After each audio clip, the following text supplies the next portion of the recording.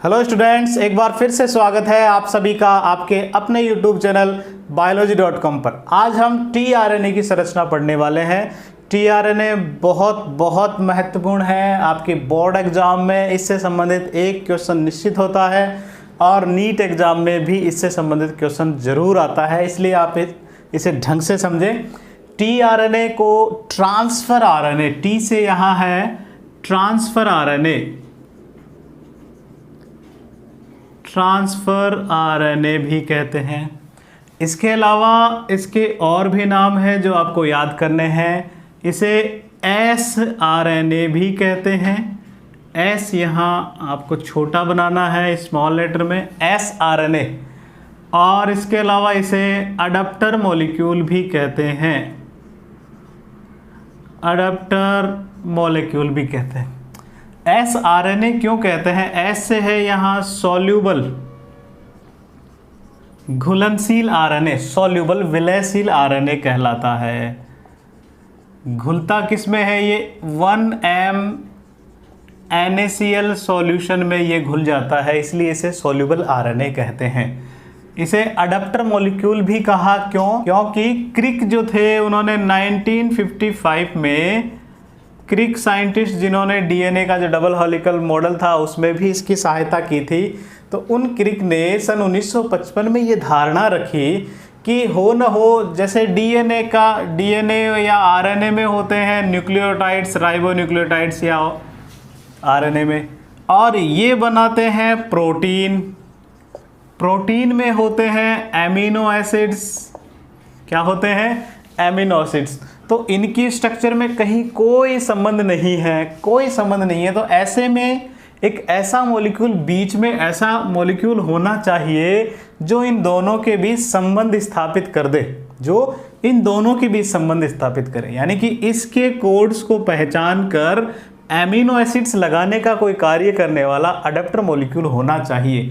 तो क्रिक ने उस अडैप्टर मॉलिक्यूल की धारणा रखी, इसलिए टीआरएनए को अडैप्टर मॉलिक्यूल भी कहा जाता है। तो यहाँ पहले आपको इसके तीनों नाम याद रखने हैं, टीआरएनए, एसआरएनए और अडैप्टर मॉलिक्यूल इसका नाम है। ठीक है, एसआरएनए क्यों कहा? क्योंकि ये सॉल्युबल होता है 1M NaCl सॉल्यूशन में। अडैप्टर मॉलिक्यूल क्योंकि ये अडैप्ट कर रहा है किसके बीच में? नाइट्रोजनी बेसिस और इधर एमिनो एसिड्स के बीच में। यहाँ तक बात समझ में आई? ठीक है, अब बात करें इसके और विशेषताओं की।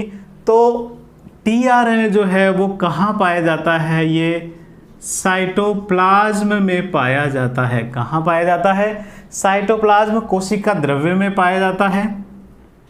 इसका निर्माण कहाँ होता है? तो इसका निर्माण न्यूक्लियस में होता है। न्यूक्लियस में डीएनए से इसका निर्माण होता है।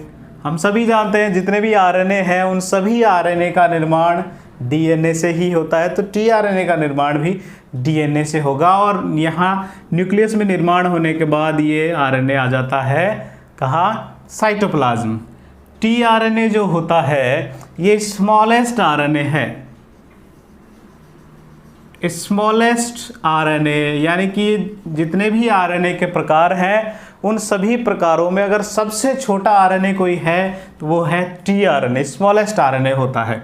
और यह लगभग 10 से 15% इसकी मात्रा होती है, यानी कि पूरे आरएनए की बात करें, टोटल आरएनए की बात करें, उस टोटल आरएनए में 10 से 15% तो टीआरएनए ही होता है।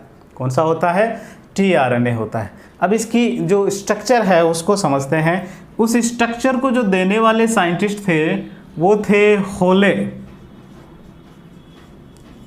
होले नाम के साइंटिस्ट ने 1965 में, होले नाम के जो वैज्ञानिक थे उन्होंने 1965 में यीस्ट जो होता है, एक खमीर है, एक कवक है, उस यीस्ट में एलेनिन टीआरएनए की स्ट्रक्चर की स्टडी की।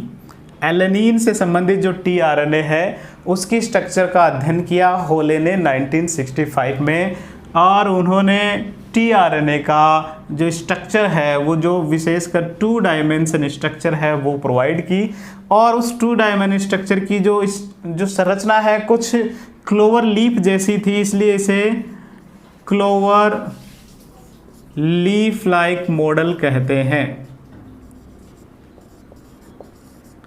Clover leaf like model of tRNA. बहुत बार एग्जाम्स में पूछा जाता है कि टीआरएनए की संरचना कैसी होती है, तो आपको क्लोवर लीफ लाइक स्ट्रक्चर याद रखनी है। तो क्लोवर लीफ लाइक स्ट्रक्चर का जो ये मॉडल था, ये होले ने 1965 में दिया था। ईस्ट में इसकी खोज हुई थी। एलेनिन टीआरएनए से संबंधित ये स्ट्रक्चर थी। आपको यहाँ एलेनिन से मैं एक बात बता रहा हूँ कि जितने भी टीआरएनए, लगभग जो टीआरएनए हैं अब तक 60 प्रकार के टीआरएनए खोजे जा चुके हैं। और चूंकि एमिनो एसिड्स ज़्यादातर 20 या 21 है जो प्रोटीन सिंथेसिस में भाग लेते हैं, तो प्रत्येक एमिनो एसिड्स के लिए अलग टीआरएनए होता है। आपको ये ध्यान रखना है, मेन बात है, बहुत महत्वपूर्ण है। ये हम ट्रांसलेशन में और पढ़ेंगे, यानी कि टीआरएनए की संख्या बहुत अलग एमिनो एसिड्स के लिए अलग अलग है। तो प्रत्येक एमिनो एसिड के लिए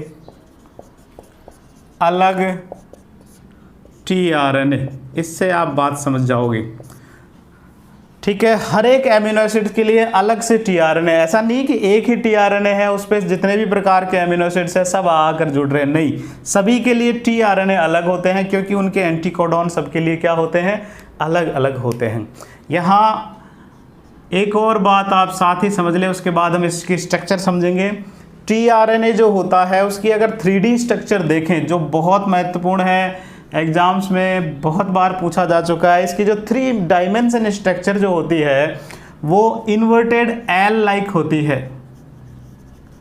इन्वर्टेड यानी कि उल्टा एल, इंग्लिश में जो एल अल्फ़ाबेट होता है ना, उसका उल्टा अगर आप कर दो तो ऐसी स्ट्रक्चर होती है। उल्टा मतलब ये कुछ इस तरह की स्ट्रक्चर जो है वो होती है किसकी, टीआरएनए की। लेकिन ये स्ट्रक्चर कौन सी है, 3 डायमेंशन स्ट्रक्चर की बात हो रही है। किसकी हो रही है, 3 डायमेंशन स्ट्रक्चर की बात हो रही है। 2 डायमेंशन स्ट्रक्चर कैसी होती है इसकी, क्लोवर लीफ लाइक। और सबसे महत्वपूर्ण यही है, हमें इसी को पढ़ना है। ठीक है, यहाँ तक बात आपको समझ में आ गई है बच्चों। तो अब हम बात करते हैं टीआरएनए की, जो क्लोवर लीफ मॉडल जो है उसकी जो स्ट्रक्चर है उसकी हम बात कर रहे हैं। होले ने जो दी थी क्लोवर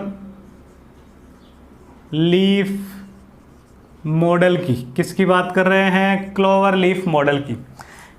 ठीक है, तो ये जो टीआरएनए होता है उसमें मुख्यतः जो है वो 4 भुजाएं पाई जाती है, लेकिन कुछ टीआरएनएज में एक वेरिएबल आर्म भी होती है, तो हम साथ के साथ वो भी बना रहे हैं। इस तरह इसमें जो है बेस पेयरिंग हो जाती है, वो भी आपको ध्यान रखनी। इस तरह की स्ट्रक्चर होती है टीआरएनए की। ठीक है, अब बात करें टीआरएनए की। ये जो बेस टीआरएनए वास्तव में लगभग 76 से 93 न्यूक्लियोटाइड्स, राइबोन्यूक्लियोटाइड्स इसमें पाए जाते हैं। टीआरएनए में स्मॉलेस्ट है, इतना से ही होते हैं इसमें, 76 से लेकर 93 न्यूक्लियोटाइड्स, राइबोन्यूक्लियोटाइड्स इसमें मौजूद होते हैं। लेकिन इसमें जो इसके जो पूरक कॉम्प्लीमेंट्री जो न्यूक्लियोटाइड्स है वो आमने सामने होने की वजह से वो बेस पेयर्स बना लेते हैं। आमने सामने कौन कौन से होंगे, अगर ए के सामने यू है तो वो 2 हाइड्रोजन बॉन्ड बना लेता है, और जी के सामने अगर सी मिल जाए तो वो 3 हाइड्रोजन बॉन्ड बना लेते हैं। ये कब होता है, जब ये आमने सामने आ जाए तब। और इस टीआरएनए में कुछ ऐसा ही होता है। तो इस तरह ये जो है इसमें यहाँ इस तरह बेस पेयरिंग हो जाती है, बेस पेयरिंग्स यहाँ हो जाती है। तो ये आपको ध्यान रखना है, इसमें बेस पेयरिंग्स हो रही है, और जहाँ ये पेयरिंग हो रही है उस पेयरिंग वाले पार्ट को स्टेम, और जहाँ पेयरिंग नहीं हो रही है ये जो फूला हुआ सा भाग बन जाता है उसे लूप कहते हैं। क्या कहते हैं, लूप कहते हैं। और टोटल पार्ट को हम आर्म कह देते हैं। टोटल इन दोनों को मिला के हम बात कर दें तो वो आर्म होगी। क्या होगी, आर्म होगी। तो इस तरह इसमें 5, हम इसको जो वेरिएबल है उसको मिला के देखें तो टोटल 5 आर्म्स इसमें पाई जाती है। एक जो यहाँ सबसे ऊपर आपको नज़र आ रही है इसे एक्सेप्टर आर्म कहते हैं। एक्सेप्टर आर्म कहते हैं, ग्राही भुजा कहते हैं। ठीक है, इसकी आपको जो मार्किंग करनी है, इसका 5 प्राइम एंड ये होता है और बाद में 3 प्राइम एंड ये होता है। एक्सेप्टर आर्म के 3 प्राइम एंड पर जो है एक विशेष सीक्वेंस होता है CCA, ये आपको ध्यान रखना है, ये इसका 3 प्राइम एंड है। ठीक है, सीक्वेंस हमेशा 5 प्राइम टू 3 प्राइम पढ़ा जाता है, इसलिए CCA। लेकिन याद करने के लिए आप ऐसे कर सकते हो, ऊपर से नीचे ACC सीमेंट आपको पता होगा, बहुत फेमस सीमेंट है ACC, तो ACC याद रखना है आपको। लेकिन पढ़ने में बहुत बार एग्जाम्स में कंफ्यूज करने के लिए आते हैं, तो रीडिंग हमेशा 5 to 3 होती है, तो वैसे ये जो कोड है वो है CCA। ठीक है, इसे एक्सेप्टर आर्म कहते हैं। और इसमें जो ये एडेनिन जो है, इस एडेनिन पर आकर एमिनो एसिड अटैच होता है, इस पर आकर एमिनो एसिड्स जो होते हैं वो यहाँ इस A पर आकर अटैच होते हैं। इसे भी मैं यहाँ अलग से और सेपरेट करके समझाऊंगा। और ये जो एक्सेप्टर आर्म होती है, इस आर्म में टोटल 7 बेस पेयरिंग होती है। कितनी? 7 बेस पेयरिंग होती है। और यहाँ एक और A होता है, कुल मिला के 4 ऐसे होते हैं जो बेस पेयर्स नहीं बनाते हैं। 4 ऐसे न्यूक्लियोटाइड है जो बेस पेयर्स नहीं बनाते हैं और 7 जो है वो बेस पेयर बना लेते हैं। ये तो हुई एक्सेप्टर आर्म की। अब बात करते हैं दूसरी भुजा की। तो ये जो दूसरी भुजा है इसे डी आर्म कहते हैं। क्या कहते हैं? डी आर्म कहते हैं। और यहाँ ये जो है जो लूप बन गया इसे डी लूप कह देते हैं। कुछ बुक्स में इसे DHU लूप भी होगा, तो डी लूप या DHU लूप इसे कहते हैं। यहाँ तक बात समझ में आई? ये जो डी लूप है वो वास्तव में एक एंजाइम होता है एमिनो एसाइल सिंथेटेज, उससे आकर जुड़ने में हेल्प करता है, उससे जुड़ा हुआ होता है। तो ये amino acyl synthetase binding site है। Amino acyl synthetase binding site, amino acyl synthetase ये एक एंजाइम है जो इस tRNA को एक्टिवेट करता है, एमिनो एसिड्स को एक्टिवेट करता है, जिसे एसाइलेशन ऑफ tRNA कहते हैं। तो वो जो है वो यहाँ इस डी लूप पर आकर जुड़ते हैं, एमिनो एसाइल सिंथेटेज यहाँ आकर जुड़ता है। 2 भुजाएं हो गई। इसमें आप ये भी ध्यान रखना, इसमें जिस डी लूप में जो है 8 से लेकर 12 बेसेस पाए जाते हैं। ठीक है, 8 से लेकर 12, ये वेरिएबल होता है, इसमें संख्या निश्चित नहीं है। बात करें नेक्स्ट की, ये जो सबसे महत्वपूर्ण आर्म जो है वो तो यही है, और इस आर्म को कहते हैं एंटीकोडोन आर्म। एंटीकोडोन आर्म कहते हैं, एंटीकोडोन भुजा कहते हैं। एंटीकोडोन आर्म के स्टेम में, ये जो स्टेम है जहाँ बॉन्डिंग होती है उसमें 5 बेस पेयर्स होते हैं, यानी कि 5 है जो बेस पेयर्स बनाते हैं। जबकि इस लूप में जो फ्री रहते हैं वो 7 बेसेज होते हैं। कितने बेसेज होते हैं? 7 बेसेज इसमें मुक्त रहते हैं, लूप का निर्माण करते हैं। उन 7 में 3 बड़े विशेष होते हैं जो कहलाते हैं एंटीकोडोन, यानी कि कोडोन के विपरीत। विपरीत का मतलब यहाँ अपोजिट से आपको नहीं लेना है, पूरक से लेना है, कॉम्प्लीमेंट्री से लेना है। यानी कि जो mRNA होता है उस mRNA पर कोड होता है, मान लो AUG कोडोन है, तो इस कोडोन का कॉम्प्लीमेंट्री रूप यहाँ पाया जाएगा। कॉम्प्लीमेंट्री हमेशा ये ही कॉम्प्लीमेंट्री होते हैं, A का U, U का A, G का C, C का G। तो A है तो यहाँ क्या होगा? U होगा, U है तो A होगा, G है तो C होगा। तो ये वाला एंटीकोडोन यहाँ होगा। पूरक से आपको ये समझना है एंटीकोडोन। ये बात हो गई एंटीकोडोन आर्म की। फिर बात करते हैं ये जो वेरिएबल आर्म है, ये वेरिएबल है, इसकी फिक्स नहीं है कितने इसमें बेसेज होंगे, इसलिए इसे कहते हैं वेरिएबल आर्म। इसमें 4 से लेकर 24 बेसेज हो सकते हैं।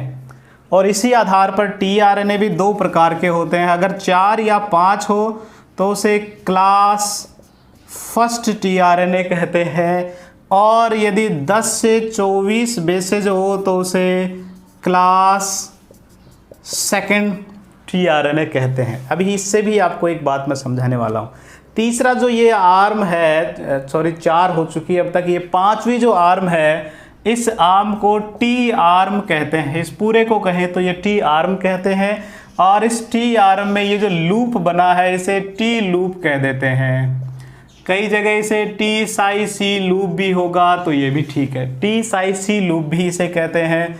इस लूप में 7 बेसेज होते हैं। इसमें यहाँ जो है टोटल 7 बेसेज होते हैं और ये जो इसका स्टेम बना रहा है उस स्टेम में 5 बेस पेयर्स मौजूद होते हैं। ठीक है, और ये टी आर्म करती क्या है, ये टी आर्म जो है वो राइबोसोम से अटैच करने का काम करती है। किसे, टी आरएनए को।